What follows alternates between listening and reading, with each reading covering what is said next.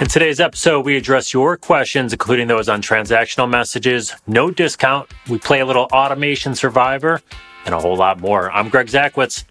And I'm Gabe Macaluso. Greg, did you know that November 11/11 is World Usability Day? I did not, and man, I've been doing it wrong all this time. To think, I've been using the world every single day. Shame on me. Welcome, everybody, to today's show. You know how it works. 5 topics, 3 minutes each. We run long. Hector yells at us very badly, and we move on.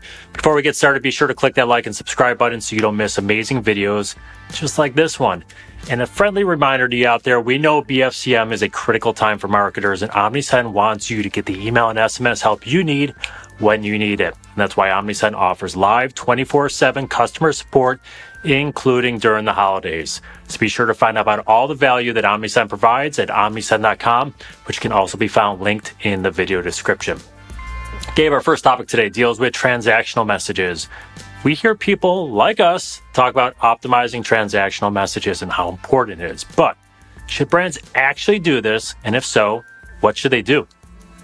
Yes. The answer, in short, yes, they should optimize transactional messages with a huge caveat. The caveat being, make sure these are lower on your list of priorities, because you should be optimizing the known revenue makers. Do your welcome automation, your abandoned cart, abandoned browse. Those types of things should be first, and those should be humming at full speed before you start tinkering with the transactional messages. Now, there's a massive opportunity here. And then one of the previous episodes, we talked about the password reset, one of the highest converting transactional emails. Why? Because people are trying to log into their account to complete that purchase. It's a great opportunity. You can have some fun with the brand voice, provide product recommendations, that upsell, cross-sell opportunities, huge in order confirmations. Thank you for your order type emails. And you can also do things like optimizing so you're not dealing with support tickets. There was one a couple years ago that I still use as an example, smaller kind of women's lifestyle clothing brand. They're a small team, but nimble, and they move fast as quickly as they possibly can. They were dealing with some delays in shipping, getting product out the door. So they sent a transactional message that just said, hey, we're working on your order. It can take us to 3 business days to send that order out. So please don't contact us before that 3 business days is up. So it's just a proactive step. And those are like the little things that I think can make your business run more efficiently. There's a slew of other opportunities. And Greg, I'm sure you have some recommendations. What would you guide these brands to do on their transactional messaging? So like you, I would also say, yes, you should be doing it. I agree with all the recommendations. I used to consult with a brand that they were a huge brand, and they had and this is one of my recommendations, but they had a purchaser only offer embedded into the email. So same offer, you can always change that out if you want to, but it was same offer, kind of one of these complimentary items, but it wasn't specific to the actual product that was purchased, right? It's just one of these offers. They used to do 30% of their total email revenue off this message, because people would be like, oh yeah, that's a great thing. And maybe it's hidden on this website a little bit. So product recommendations that you mentioned, I think it makes sense there. Subscriber only or purchaser only offers, I think makes tons of sense. And of course, if it's a password reset or something, doesn't need to be purchaser only offers, but some sort of offer there. But you could also make recommendations for gift giving, right? Just plant that seed. So, hey, we know you love the present for you. We make a great gift as well. And you just kind of plant that seed, and maybe there's some high gifting potential products in there. Other things I would do, you know me, I love my value adds. I'd promote those value adds. So reinforce customer service like you. They purchased a product, right? So what are the help they're going to need? Is it how quickly does it ship? Shipping info. Do they get tracking numbers? Customer service, live chat. Provide that info. Make it easy for them. And make that a return message for them. The other thing I would do is like have a call out to sign up for your SMS program in there as well. So if maybe they're not signed up for SMS, maybe they didn't know about it, maybe they closed that pop-up before they realized they wanted to buy or something. So have a call out in there and just says, hey, if you haven't yet, join our SMS program. Of course, you can always use dynamic content if you want to, but or some sort of segment check to see if they're on the program before you send that. You have 2 different versions, but those are what I would do. Like the basic, simple things we talk about, growing lists and making those value adds and communicating well in your messages. I just apply all that to your transactional message. Yeah, I couldn't agree more with you. And I think if we're going to assign the clever terminology, the offer of, hey, you just made a purchase, here's a discount, I call it the bounce back. Crocs actually does this really, really well. As soon as you make a purchase, they send you a discount code. And to me, the psyche of purchasers are they're most likely to recommend the product as soon as they buy because they've gotten a good deal and now they're going to get a better deal. I think it's a brilliant strategy and one that every brand should implement. Very good. With that, we'll move on. But guess what, Gabe? Take a guess. We're over time. Hector's yelling at me in my ear. All right, let's play. All right. Speaking of going over, let's talk about going under and let's talk about discounts. More specifically, the lack of discounts. Always a popular question during the holiday. But what are some strategies for brands who either want to use fewer discounts or that don't discount? Yeah, so this is big. Luxury brands, of course, don't discount or very few. If they do discount, it's a very select short time of year. It's usually not a huge one. Again, I'm going to go back to those value adds. You really want to sell these things if you're not discounting now. And I think some of the things specifically you can look at is maybe speed of shipping, things like this. But really what you're looking at is product quality, right? Can you offer the best product quality? People will pay more, even if it's $2 more for something that they know will last 6 months longer than the piece of junk they're going to get over here, right? So you can pay more for that. Customer service, right? Do you offer exceptional customer service, longer return windows, all these things that kind of overcome those obstacles, the conversion, make you feel more comfortable with purchasing. Those are things I'd focus on. Product quality, of course, we talked about that, but along with product fit, if you're a clothing retailer, right? How true does your stuff fit the size? Because they know if it fits true to size, fewer returns, which helps you, but they also feel more comfortable. And of course, if you have free returns, something like that, make it easy. I have more I want to talk about here, but those are the kind of the big ones. I think you want to hammer these things as hard as you possibly can. I've got more suggestions, but I want to give you time to burn up the rest of that time, and then I'll go over. So okay, perfect. That's what we do here. So that'll be our free gift for you all, because I think this is an opportunity where you can implement the free gifting and the bundling. If you don't want to offer a discount, as a luxury brand, and this is typically the brands that aren't going to discount, right? Because they're saying that their product is good enough that you should be willing to pay full price for it. And you have to be careful. If you start discounting things too much, it's kind of like questionable. Yeah. Like if you're going to discount 50%, like why would anyone pay 100% of your costs or, the quality? You start questioning it, right? And so to me, this is a great opportunity for the luxury brands. You have a high inventory of something stuck in the warehouse that you just can't move. Start including it as a free gift. Is it going to push the needle? Is it going to increase revenue 8x? Probably not, but it's just that gentle touch. And you can even probably include it as a surprise. My wife and I, we are into the fitness powders and all that kind of stuff. We find a brand that we like.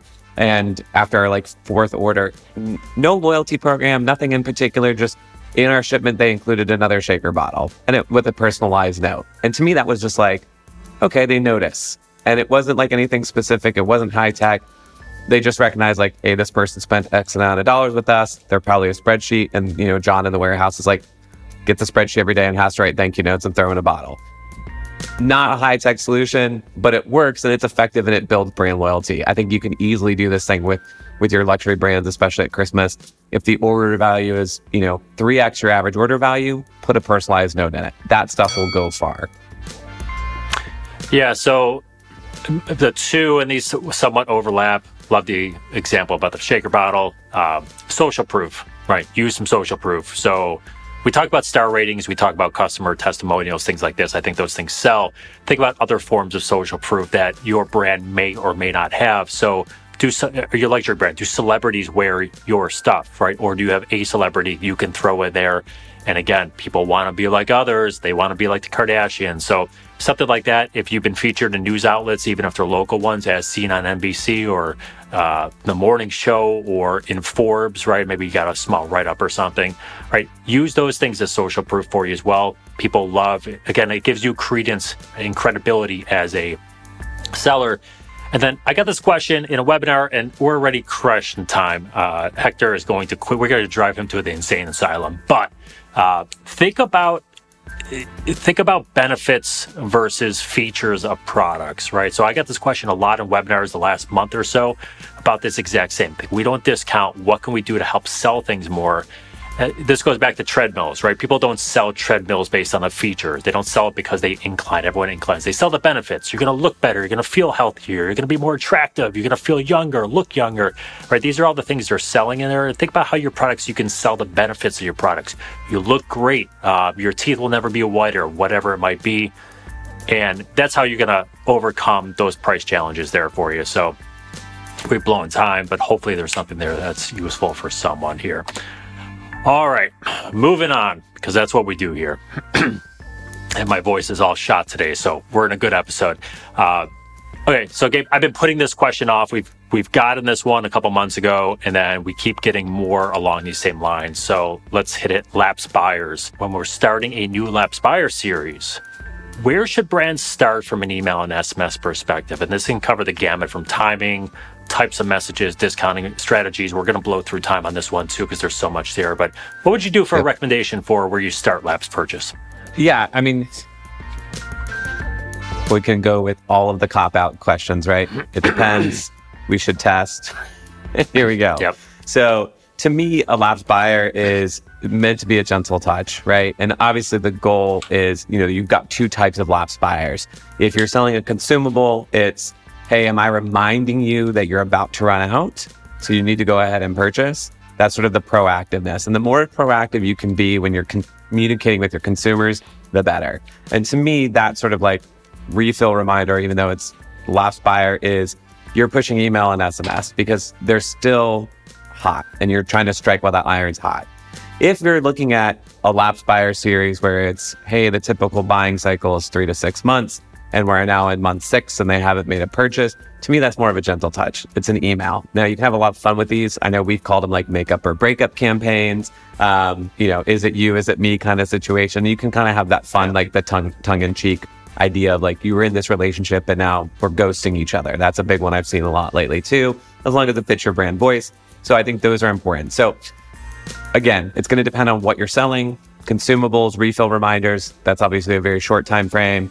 You're hitting email and SMS pretty quickly. And I would probably recommend like 3 to 4 part series. There's no harm or foul in that whatsoever.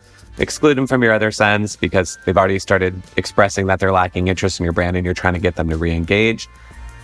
6 months, 7 months, and then the ever popular mattresses, right? I don't know why, but I always feel like the mattress companies always have the questions about lapsed purchasers. And it's like, I think it's 8 years and then you're supposed to get it. They have a clever rhyme. I don't remember what it is right now, but it's like, if it's 8, it's too late, whatever, right? The average lifespan of an email address is 2 years. So trying to do a lapsed purchaser series on someone who hasn't bought a mattress in 7 or 8 years, like ain't gonna work. So you obviously have to be very careful about that, but that's where you get into like the cross sells and all that kind of stuff, but that's separate. So true lapsed purchase, I'm not buying anything. Gentle touches, maybe 1, 2 emails, offer them if they want to opt down to receive less emails. Definitely included incentive if you're a discounting brand and you can offer that discount, and that may just be enough to kind of push them in. It's the same kind of funnel that we have to do in acquisition, right? You give them that initial discount, get them to purchase. This may be what you have to do. There's a lot of other kind of psychologies we can get into. I know some people don't like lapsed purchasers because they feel like if they're just waiting for the discount, is that really the buyer that I want? So that's kind of where I'm at. Greg, what do you think? Yeah, so again, the depend thing, and we're 8 seconds away from time-ish, so we're crushing here. Sorry, Hector. Sorry. So I kind of treat this, I would say typically brands' strategy is to discount, right? Oh, they haven't bought, so I'm going to give them a deep discount, and then I'm going to increase the discount in the next email, and the next email. We're really going to see where they can convert from.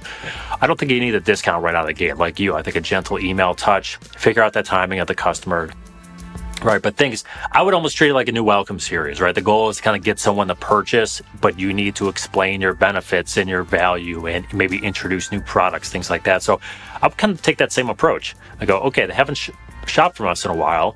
What can I tell them to kind of remind them about how great we were, maybe how happy they were?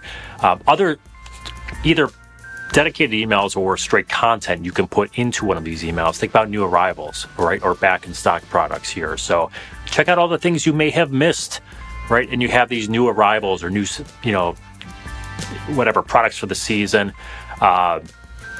So I would take it that way. Again, force those value adds, reinforce them just to remind people, yeah, we always give free shipping, things like this. If you're a discounting brand, I would say this though, you probably set them a discount somewhere along the line anyway. So this is probably where deeper discount strategy comes into play if you want to do it. But again, I wouldn't do it out of the gate there. Maybe put in your second or third email just to see if you can get them back. I think as far as starting points go, right, we're always going to give you what is the typical buying pattern of your customer? I think if generic, I don't know what you're selling, right, and I have to pick something, 90, 120 days is kind of your generic starting point. But of course, if you're mattress or something that's going to last 2 years, you'll talk about add-ons at that point. So be smart with it, make your own decisions on that one. And I think, and I would last a quick thing because we're already over. So what at this point? Oh, we're crushed. Let's just keep going. Crushed. Let's just keep going. One of the things I think I like to push here too is obviously with Omnisend you can do lookalike audiences and pushing some of this lapsed purchase behavior to your social media platforms. So if you're doing like Facebook advertising, that kind of stuff, I think this is a good play for that social media space where you can kind of hopefully show up on their feed and just enough of that brand recognition to be like, oh, yeah, I did buy from them. I do like their slippers. I don't know, whatever you bought from them. But maybe just, again, it's supposed to be those gentle, subtle touches and sort of like, they're always listening to us kind of mindset. So that's what we're going for here. And that may be enough to just drive that conversion. But again, kind of more reminiscent of an acquisition strategy than true retention at that point. So we get it. We agree. And I'd almost cut it down to like 2-3 messages is probably all you're going to need here. Like I've gotten them that were like 8 messages deep. I don't think you need that. I think 2-3 will probably, like a welcome series, probably where you're going to settle as a brand. Yeah. 6 to 8 messages. That's like stalker level at that point. Like, yes. Like we're done. We're like, just give me a deep discount on the third message. Call it just let's roll. Okay. Anyway. All right, Greg, let's play Automation Survivor. We always talk about the automations you should run, but if you had to remove one automation from your arsenal, what would it be? Well, this is interesting. I like this. Abandon the cart. No, I'm just joking. Don't do that. All right, so here's what I'm going to go. I'm going to go purchase anniversary message. So I like anniversary messages. I think they're cool. They can be effective for you. It can kind of work as a lapsed purchase in a sense too, right? Maybe they haven't purchased 90 days or whatever, but that 90 days was maybe their second purchase and they're lapsing. So I'll give you a story because we like stories. Gets the point across, but when is their first purchase from you as well? And this kind of plays into it. So every year on Black Friday for the last 4 years, maybe 5, I've gotten a purchase anniversary message because it was my first purchase with the brand, Black Friday. And it is a 10% discount in there for me to purchase. And their typical Black Friday sale is 40 to 50% off. So I get this message. I know it's coming every year.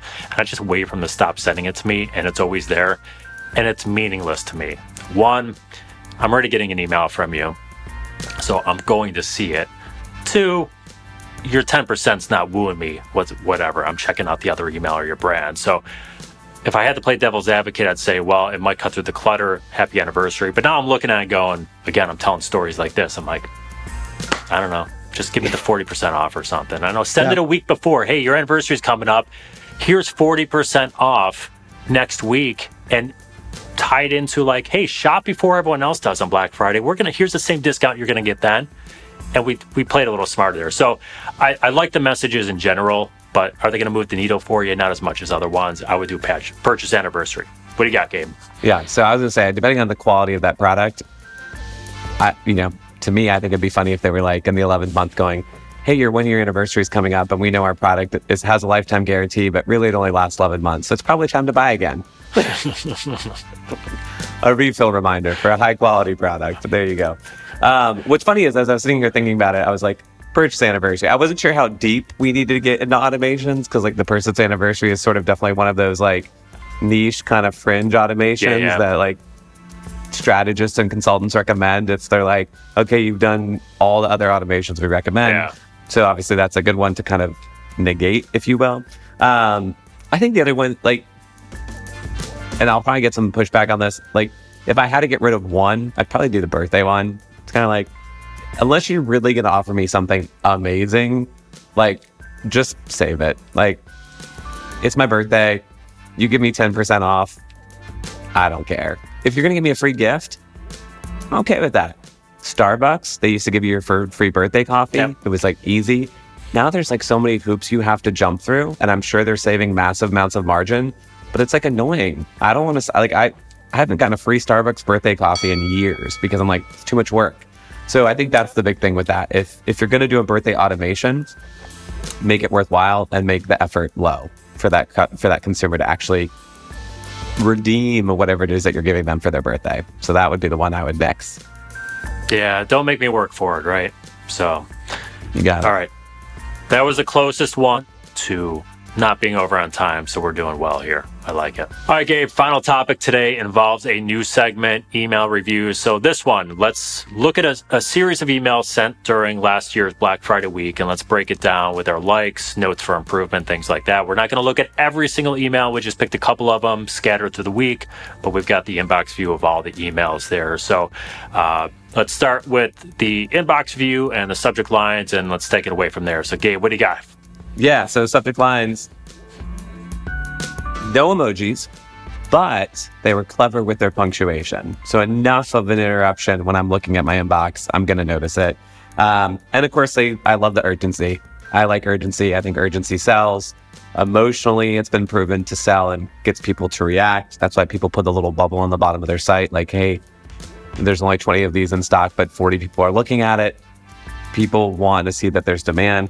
So I love this idea. Like, don't tell anyone you've got 24 hours. It's exclusive. It's hurried. It's urgent. I'm a fan of the subject line. Yeah, so I'm going to go the same way. I like the daily send. So it's Black Friday week. Yes, send me a message every day. We get these questions. We've gotten them before on this podcast too. So yes, send every single day if it's Black Friday week. I like the fact it's Black Friday week. They're not waiting until Thanksgiving Day or Black Friday itself. Almost everyone is going to be doing Black Friday week from now on. So I like that. Like you, I love a sense of urgency. I would have used it a little bit earlier in the week, though. If you look at it, the urgency kind of picks up toward the end of the week, and I would do it earlier, right? Get them before they're gone. These things will sell out fast. Things like this. Like you, they use one or two emojis throughout the whole week. That's about it. I'd use a lot more. We talked about this on other episodes. Color, white space, all these things that stand out. I like what you mentioned with exclamation points, multiple in a row, punctuation, stuff like that. No, they will not land you in the spam folder for doing that, so feel free to do that. Kind of serves as the same purpose as emojis. So could be a little bit better here from color standpoint, but overall, I think they did an okay job for the week. I agree. All right, let's get into a couple of the email content here. So we've got the emails pulled up on the screen here. Just feel free to poke with any particular one and play around with it, and we'll be able to follow on the screen. Yeah, so I think the first one, entire site on sale, Black Friday first dibs. What I love about this email is it's not crazy. And if you're going to do an email a day for the entire Cyber Week, as a designer, as an email builder, like, you want something simple. So nothing crazy with graphics, nothing crazy design-wise, no big ask. It's easy to follow. It's easy to act on. And then as I would have put the categories at the top, maybe, but what I like is they're giving you the blanket categories so you can shop for anyone in your family. So this first one I think is great. As we get through the week, again, clear call to action buttons, subtle theme fitting in terms of what winter means with like the subtle ode to the maybe like wrapping paper and snowflakes and those kind of things. And then, we kind of get into this idea of what does the gift guide look like? So best deals for gals, best deals for guys, betting. So there's literally something for everybody. So I think they did a pretty good job. And then Black Friday, the entire thing is on sale. Here we go, people. Let's sell. And again, nothing crazy with their graphics. These are probably all stock images that they have. They're not doing a special photo shoot for this. Yeah. So to me, this is empowering your email designer, the person setting up these campaigns, to just go, here's the schedule for the week with the sales, get them out the door. We've got too many other things we've got to focus on. Yep. So like you, simplistic emails, love it. I think a lot of people try to overcomplicate things during the holidays. They want to stand out, and sometimes it becomes too much for someone to thumb scroll or scroll through the laptop. We talked about sense of urgency in the subject lines. They carried some of that over to the messages themselves. Again, subtle, but they still used it, which I like. One of the emails, you can see here, they have a Taylor Swift reference in there, which is awesome, right? So nice play. Everyone loves little T Swift, especially if your last name is Kelsey. Categories for different departments, always nice. So again, like you mentioned, it's not too overwhelming, but we've got links to the different departments there. I would have preferred a nav bar just like you. It just makes it a little easier if someone's knows they want to click on women's or knows they want to click on men's, whatever it is, they can find it. But overall, not too busy. It's easy to scroll. It's easy to focus as I'm scrolling, whether I'm on a laptop or phone. And we've got that section for gifts for him, gifts for her. So the gift guide, I like it. So overall, I think they did a really good job with the series, the daily sends, the subject lines, small hits for improvement. But, you know, I don't know. I'll give it a 9 for the series. Yeah, I'm right there with you. 9. I think it's great. And the subtle lifestyle images too. I mean, like, who doesn't love a couple in matching pajamas? Pajamas? Right. Pajamas. That's a whole nother debate for another episode. I go pajamas. Pajamas. I don't know. PJs. But if you got kids, you say jammies, right? You don't say jammies. Yeah. So it would be pajamas, jammies.